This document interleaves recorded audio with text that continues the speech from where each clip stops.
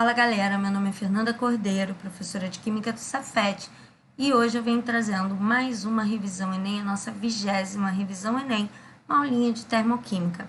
Mas antes eu queria convidar vocês para dar um link, se inscrever no canal, ativar as notificações, e aí você não vai perder nenhum conteúdo do canal. Final do projeto eu vou resolver 274 questões Enem dos últimos 20 anos. Para quem está chegando agora, elas estão agrupadas em assuntos, tá? Elas estão agrupadas por assunto e aí você pode escolher qual assunto que te interessa mais, tá bom? Vamos começar? A gente vai falar dessa primeira questão. Ela é uma questão que fala da produção do ferro zero, ferro, né, que a gente vai usar para fazer aço e tudo mais. E aí esse ferro é encontrado na natureza na forma de vários minérios e ele vai escolher um desses minérios, que é o FeO, que ele não está sozinho, mas aqui a gente vai admitir que está, para fazer uma reação com CO, produzir o ferro zero, ferro sozinho, né, que é esse ferro que vai ser usado para a produção do aço, e liberação de CO2. Só um comentário, o ferro aqui está com NOx mais 2, o ferro aqui está como ferro zero, então o ferro sofre uma reação de redução, enquanto o carbono que está mais 2 vai para mais 4 e ele sofre um processo de oxidação.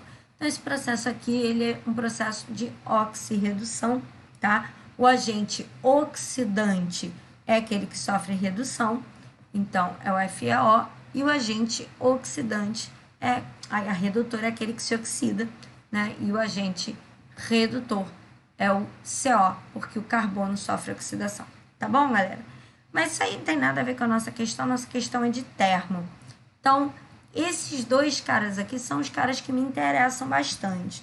Eu vou marcar eles aqui, mas a gente vai ver que o problema, ele dá pra gente várias reações, tá? Ele mostra pra gente aqui várias reações e ele quer que você, a partir dessas reações, chegue nesta reação aqui. Depois eu vou explicar porque que eu botei essa daqui. Olha só.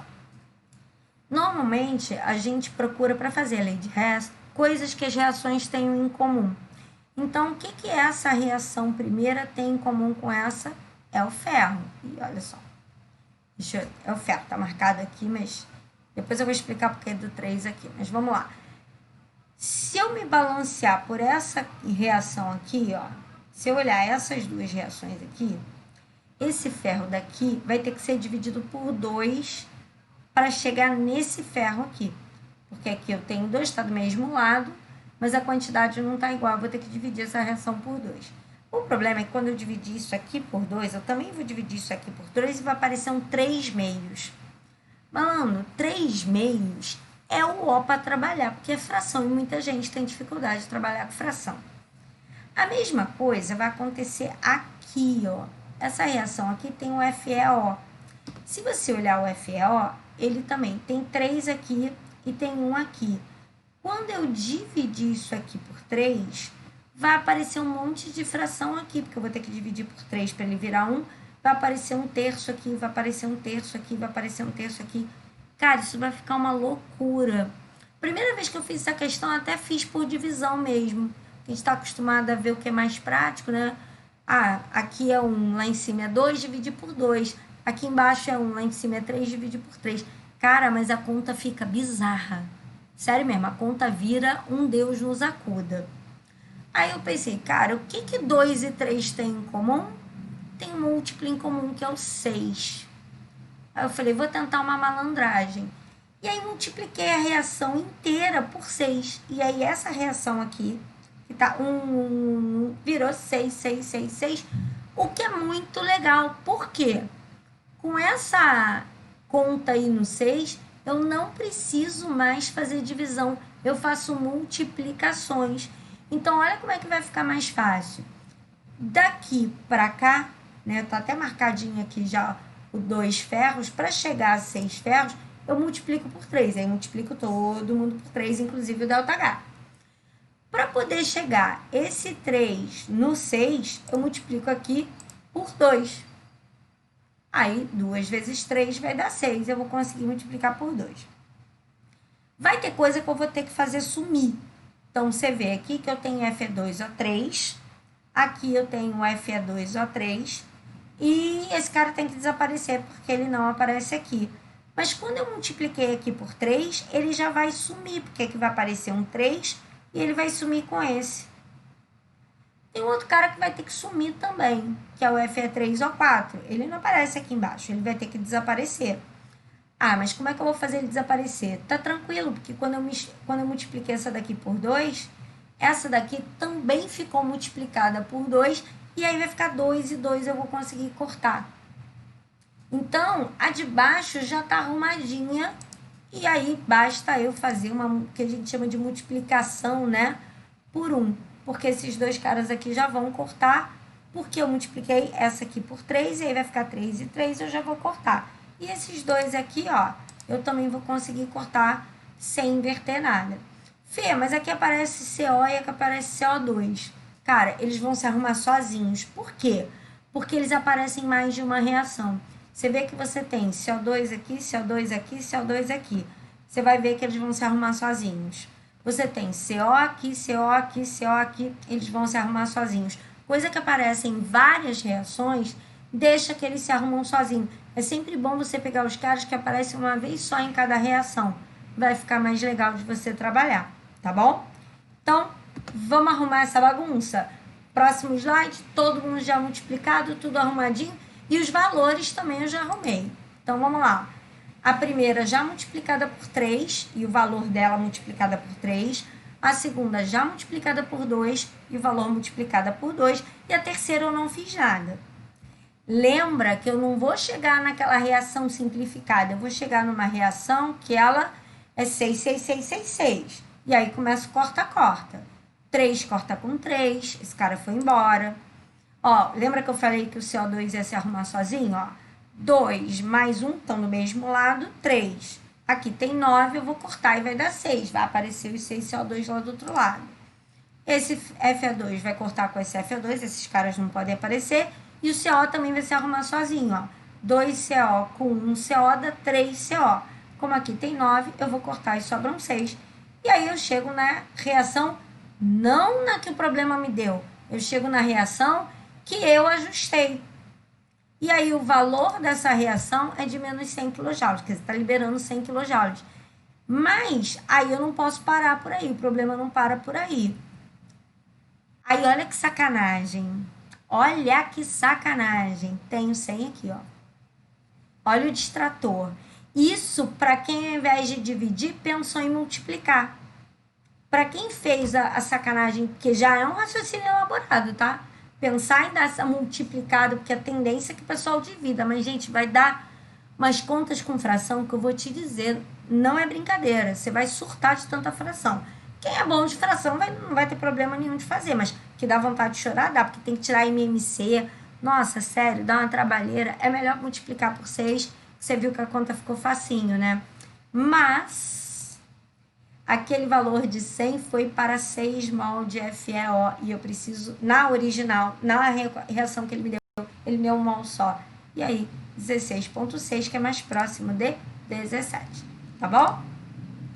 Outra questão, essa é mais fácil, é a mesma coisa, a lei de Hess também. Eu tenho como reagente 3C2H2 e como produto, voltar, e como produto C6H6, tá? Eu quero chegar nessa reação e eu tenho essas duas reações aqui, ó. E aí a mesma coisa que eu fiz. Ah, o que essa reação tem em comum com essa? Ah, é o C2H2. Agora tá mais fácil, porque essa aqui tem 1. Essa aqui tem 3, então eu vou multiplicar por 3. Vou pegar esse cara aqui, ó, vou multiplicar por 3. E esse C6H6, ele tá na mesma quantidade, só não tá do mesmo lado. O que eu vou fazer é inverter. Eu vou só rodar a reação. Lembrando que toda vez que eu multiplicar a reação, eu multiplico o ΔH. Toda vez que eu inverter a reação, eu inverto o sinal do ΔH. Beleza? Então, tá aqui o C2H2. Essa reação eu vou multiplicar por 3, e o C6H6, essa reação eu vou inverter, que nada mais é do que multiplicar por menos 1, que eu vou trocar o sinal. Vamos botar tudo arrumadinho aqui já, ó, todo mundo arrumadinho, os valores já ajustados, o primeiro já multiplicado por 3, o segundo já com sinal invertido, e aí vamos no corta-corta, e ajustar depois o que sobrou. Esqueci de cortar o O2 aqui, mas o O2 também corta, tá? O O2 daqui corta com o 2 daqui, enfim. Eu cheguei na reação que eu quero, que é trimerização. Aliás, só para dar uma dica, trimerização é uma polimerização menor, que a gente tem um monômero, que é uma estrutura só, a gente tem um dímero, que são duas estruturas unidas numa só, a gente tem o trímero, que é o que ele está fazendo, 3 estruturas sendo unidas numa única estrutura, e os polímeros, que são muitas estruturas formando uma única molécula, beleza? Do mesmo jeito que eu somei essas duas reações, eu vou somar esses dois valores de ΔH e chego no valor de 150. Aí aqui não tem problema, porque eu cheguei exatamente na reação que ele pediu, beleza? Vamos lá, o aproveitamento de resíduos florestais vem sendo cada dia mais atrativo para a extração de bioóleo, tá? E aí, no bioóleo, vai sobrar um resíduo. Esse resíduo tem cada vez sido mais usado na geração de energia. Aliás, eu dou um conteúdozinho lá, dou uma matériazinha lá no Cefet, que ele vai falar justamente da biomassa, né? E a biomassa nada mais é do que o uso dessa massa vegetal, que pode ser, na maioria das vezes, hoje é até resíduo. Antigamente não era, não. Antigamente se desmatava para poder usar a biomassa. Então, a biomassa inicialmente ficou até mal vista. Como o Enem é muito cuidadoso, fica bom a dica aí para vocês.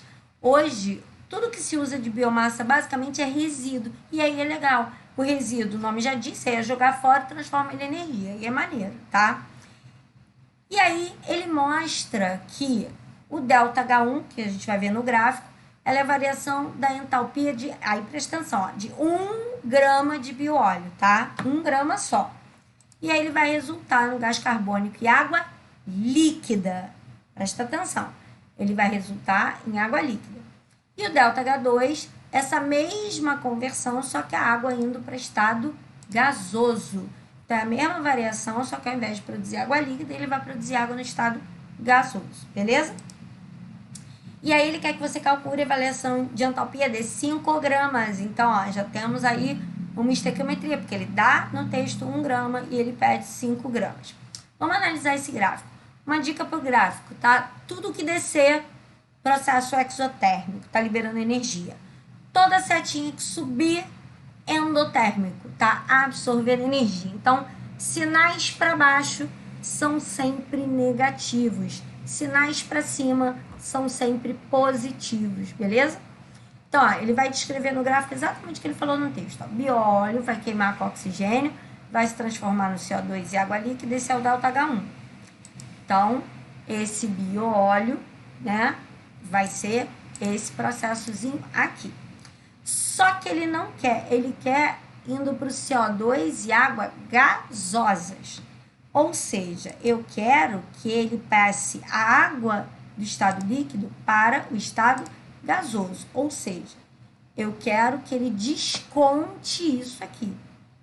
Tá? Ele vai ter que descontar isso aqui. Porque ele desceu, foi até lá embaixo, depois subiu de novo. Ok? E aí, eu vou ter essa diferença amarelinha aqui, ó, desse bioóleo até chegar nisso. Eu quero achar esse valor aqui. Gente, se eu sei todo esse valor e sei esse, eu consigo achar esse aqui, tá? Aí tem duas formas de achar. Eu posso fazer a diferença desses dois, e isso para 1 grama, e depois levar para 5, ou eu fiz aqui transformando tudo para 5 gramas, então peguei 18 para 1, quanto ele liberaria para 5, 2,4 para 1, quanto ele liberaria para 5, e depois eu faço a soma. Lembrando que, olha só, ele primeiro vai do bioóleo para água líquida, então ele está descendo, sinal é negativo. Depois, embora que esteja valor negativo, está negativo porque a setinha que ele me mostrou está descendo. Mas eu vou subir, porque eu tô na água líquida e vou fazer ele para água gasosa. Como eu vou ter que subir, minha setinha azul é a que vale, essa setinha azul tá para cima, eu vou ter que jogar o valor dele positivo, tá? E aí o valor dele positivo é de 12, lembrando que ele está para 5 gramas, tá, galera? Eu fiz primeiro a passagem para 5 gramas e depois eu estou fazendo a diminuição. Então, esse espaço amarelinho vale 82 liberados. Lembrando que eu estou saindo daqui e estou chegando aqui, eu estou descendo, tá bom?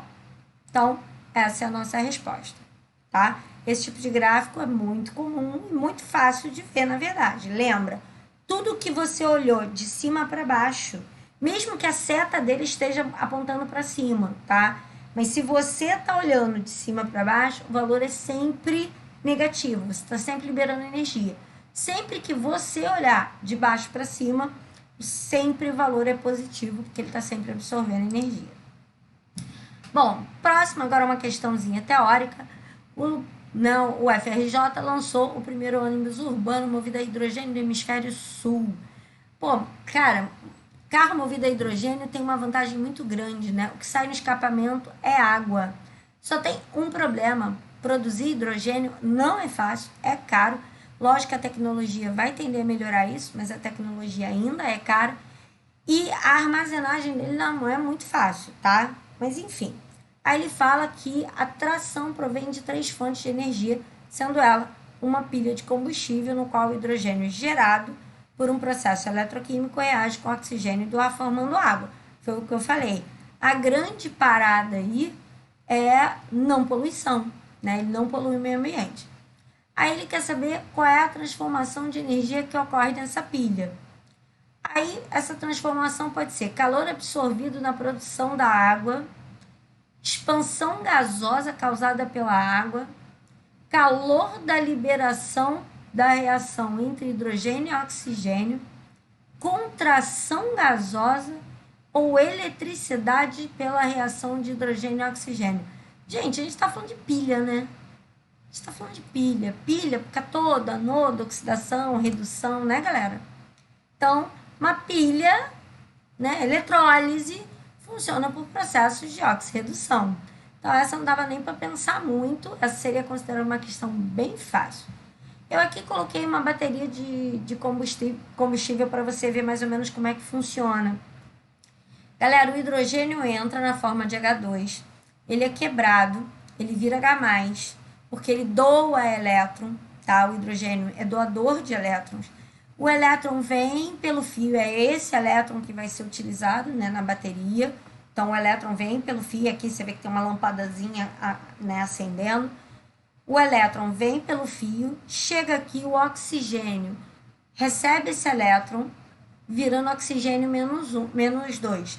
Então, o hidrogênio vira hidrogênio +1 e o oxigênio vira oxigênio -2. O hidrogênio doa elétron, então o hidrogênio sofre oxidação, o oxigênio recebe elétron e sofre redução. Os dois juntos, então, formam água. Tá vendo aqui, ó, saidinha de água?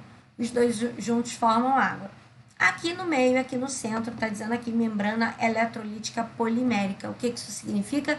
Que o hidrogênio, ele consegue atravessar essa membrana para encontrar com o oxigênio lá do outro lado para reagir e formar água. Tá bom? Basicamente, é isso. Essa célula de combustível já caiu algumas vezes no Enem, tá? Bom, vamos lá. Ele vai falar em outra questão, abastecimento das nossas necessidades energéticas, depende do desenvolvimento de tecnologia, vai falar de energia solar mais eficiente, que as primeiras não eram muito eficientes, e aí ele vai falar de uma energia solar, que é uma fonte mundial, um dia ensolarado, ele vai, né, liberar, produzir, absorver aproximadamente 1 kJ de energia por metro quadrado, enfim, tá? Então, a ideia que seria trabalhar com eficiência. E aí, ele fala que é difícil, né, aproveitar essa energia, porque, volto a falar, cada vez as placas estão menores e mais eficientes. Quer dizer, antigamente, as primeiras fontes, né, de energias renováveis, as placas eram gigantes, chamados módulos, né? Os módulos solares eram enormes. Só que a eficiência era baixa. Então, você tinha uma área muito grande, você tinha um espaço muito grande e energia pouca. Hoje não. Essa questão está em 10 anos. Ela está bem diferente do que foi nessa época. As placas estão bem menores. as placas são de menor ocupação, as baterias de armazenamento estão melhores, mais eficientes. Então, o processo de energia solar, nesses últimos 10 anos, ele está muito melhor. Mas aí ele vai falar de uma outra forma de, né, usar energia do sol, estocar essa energia do sol. Ele diz que uma das formas da gente usar a energia do sol, ao invés de ser na placa solar, seria nessa reação química. O que ele faria? Ele pegaria o metano, reagiria com a água, absorvendo calor, luz do sol, formando CO e H2. A primeira coisa que a gente tem que se ligar é que o CO e o H2 são combustíveis. O CO pode ser queimado e o H2 também.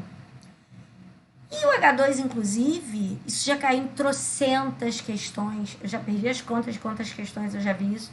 Pergunta, qual é o combustível mais eficiente? Cara, o hidrogênio é, sem dúvida nenhuma, um dos combustíveis mais eficientes que a gente tem, porque pequenas massas, hidrogênio é levinho, 2 gramas por mol, pequenas massas geram grandes quantidades de energia, geram quantidades enormes de energia, tá bom? Então, fica bem esperto que tem bastante coisa interessante aí pra gente observar, tá? Então, ele quer armazenar isso num processo endotérmico. Por que é endotérmico? Porque ele está absorvendo energia. E depois ele vai usar isso para liberar energia. Então, ele primeiro absorve, depois libera. Sabe um troço que é parecido com isso? Que eu falei, inclusive, na outra aula? Foi a última questão da primeira aula de termo. Fotossíntese. Fotossíntese. O que a planta faz? Ela pega o CO2 e a água, absorve a energia da luz, do sol, forma a glicose e O2, pega essa glicose e O2 depois e vai gerar CO2 e água de novo. Qual é a vantagem disso? Se ele sai de CO2 e água e volta para CO2 e água, porque ele rouba a energia do sol, ele pega a energia do sol e essa energia é liberada dentro da planta. A energia estava aqui, ó, dando bobeira, estava aqui de bobeira. E, de repente, essa energia está dentro da planta, servindo para o metabolismo dela. Então, isso é interessante. Então, a primeira coisa que ele está perguntando aqui se é satisfatória ou insatisfatória. De cara, eu já vou dizer que é satisfatória. É parecido com a fotossíntese. Então, só vão sobrar, ó, satisfatória e satisfatória. As insatisfatórias eu deixo para lá. De novo, porque esse troço se parece com fotossíntese. Uma vez que a reação direta ocorre com a absorção de calor, sim, a reação direta é endotérmica. Promove a formação de combustíveis, sim, promove a formação de combustíveis. Poderão ser utilizadas posteriormente para obtenção de energia e realização de trabalho. Tá, essa daqui tá legal. Vamos ver se a outra tá melhor. Satisfatório, uma vez que a reação direta ocorre com liberação de calor. Acabou. Não, a reação direta absorve energia. Então, a letra D mesmo. Mas essa questão ela está bem ligada lá, como eu falei com vocês, à coisa da fotossíntese. Você tinha que conseguir meio que associar a fotossíntese para entender a questão. Bom, hoje a gente tem essa última questão. Hoje a gente tem muitos vasilhames de barro, pote de cerâmica. E saiu até, apesar da questão ter 20 anos, olha que interessante, né? Questão antiga, você vai dizer, Fê, qual a lógica de você botar uma questão de 20 anos para a gente agora?